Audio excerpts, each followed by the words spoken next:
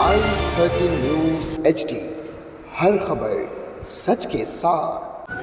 फात भाई, जिस तरह से आज ये खबर थी कि बहुत सारे उम्मीदवारों के फॉर्म को रिजेक्ट कर दिया गया है, आपका भी फॉर्म रिजेक्ट कर दिया गया था, आखिर क्या वजह थी, किस विषय पे? नहीं, मेरा फॉर्म कभी भी रिजेक्ट नहीं किया गया।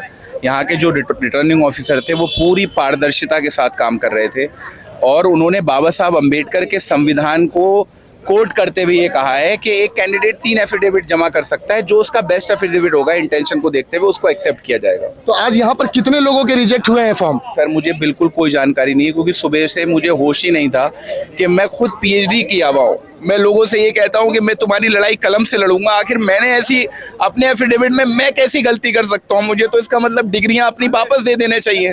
मैंने रात रात भर एक एक पॉइंट भर के मैंने अपने हाथों से भरा था, क्योंकि शरद पवार साहब और सुप्रिया सुले ने मुझ पे इतनी बड़ी जिम्मेदारी इसलिए दी थी क्योंकि मैं पढ़ा लिखा हूँ, और अगर मैं एफिडेविट ही ठीक से नहीं भर पा रहा हूँ तो मेरी पढ़ाई लिखाई का क्या फायदा? तो किस वजह से आपके फॉर्म को आखिर रोका गया था, एक्सेप्ट नहीं किया जा रहा था? बहुत देखिए, ऐसा होता है, एक प्रोसेस है जिसमें लोग जो है जब स्क्रूटनी होती है तो लोग ऑब्जेक्शन उठाते हैं। तो उन्होंने बहुत सारे ऑब्जेक्शन उठाए और मुझे ये नहीं पता मीडिया को किसने ये खबर उड़ा दी कि उनका फॉर्म रिजेक्ट हो गया, ये हो गया वो गया।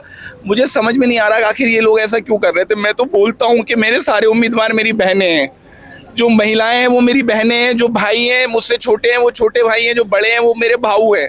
तो मुझे कुछ समझ में नहीं आ रहा था। तो अब क्या तैयारी के साथ अणुशक्ति विधानसभा में चुनाव है कि जिस तरह से मस्जिदों में मेरे लिए दुआएं हो रही थी, अल्लाह ने उनकी दुआओं को सुना है।